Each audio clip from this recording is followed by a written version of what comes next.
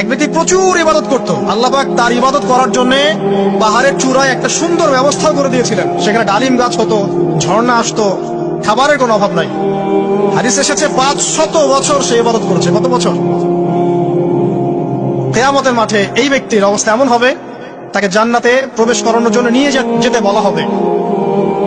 যাও আমার রহমতে জান্নাতে চলে যাও। আল্লাহ পাক তাকে কথাটা বলবেন, কিন্তু এই ব্যক্তি বলবে আমার আমলের কারণে আল্লাহ পাক বলবেন আমার রহমতে জান্নাতে চলে যাও। ব্যক্তি বলবে আমার আমলের কারণে। আল্লাহ রাব্বুল আলামিন তখন তাকে দেওয়া সমস্ত নিয়ামত গুলোকে এক পাল্লায় করবেন, আর তার সমস্ত আমলকে আরেক পাল্লায় করবেন।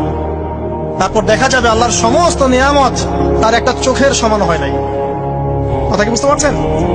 একটা চোখের যে নিয়ামত আল্লাহ পাকের, সমস্ত আমল ও 500 বছরের ইবাদত এতটুকু হয়নি।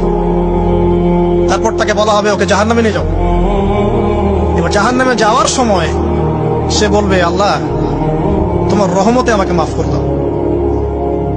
তখন আল্লাহ পাক তাকে আবার ডেকে নিয়ে আসবে, বলবেন যে তোমাকে যে আমি ইবাদত করার জায়গা করে দিয়েছিলাম, এটা কি তুমি নিজে করেছো না আমি করেছি?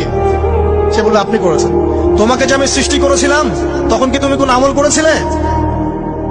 বলবে না। তাহলে তোমাকে যে সৃষ্টি করেছি আমি, এটা কি তোমার আমলের কারণে?